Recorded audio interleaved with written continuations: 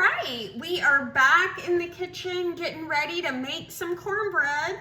I already have the oven preheating. I've already oiled my cast iron skillet and put it in the oven as I will suggest in the recipe below.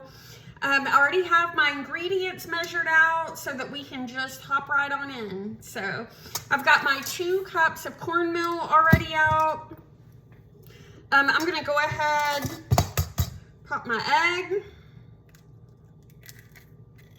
add that.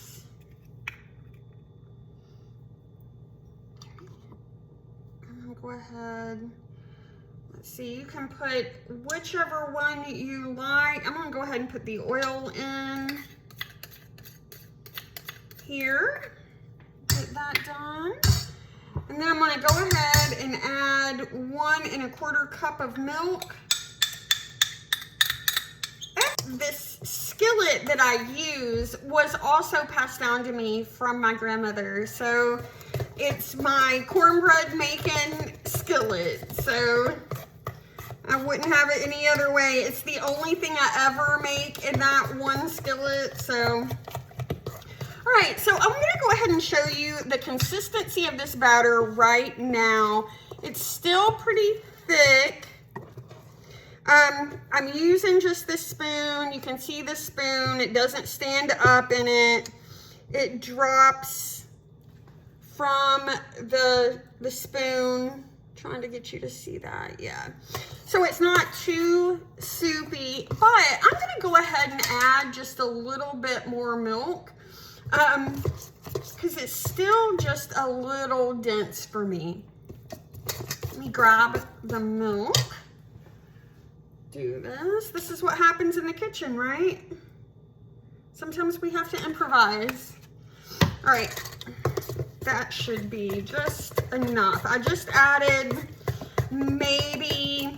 probably not even a tablespoon extra milk. And this looks perfect for me, so.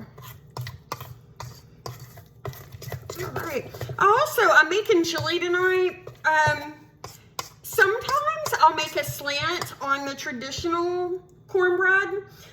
Sometimes I'll make it, throw in some sharp shredded cheese, some garlic, maybe some cream corn, some jalapenos.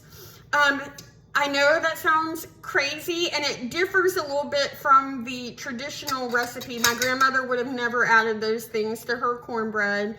However, it's a nice spin on, especially when you're having chili or something like that. Add the things that you would like. My mom adds onion, chopped up onion in hers. But I really like the cheddar, the garlic, and the jalapenos. Perfect. And it's great with chili. So again, have fun with it and try to make it yours, right? My grandmother isn't the only one that had this recipe in the South, so have fun. Okay, now I've got my batter mixed, my pan is preheated, and I wanted to show you this part. I'm gonna take the skillet out.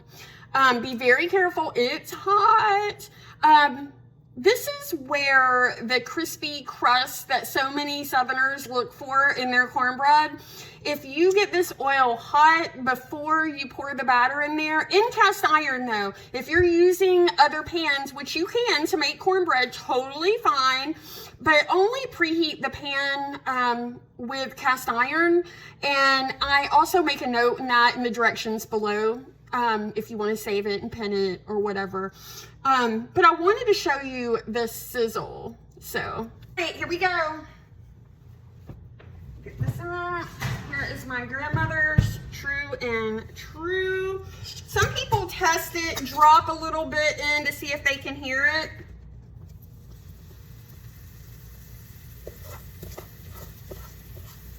You can even see that around the edges. Perfect. Below, then I kind of shake it just to even it out. See how that looks? And it's still sizzling.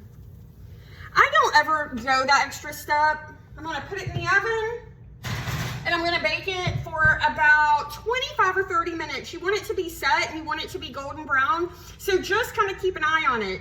We'll see how it looks. All right, I wanted to go ahead and bring you back and show you the final product. So, all right, here we go. And this, all right, until next time, thanks.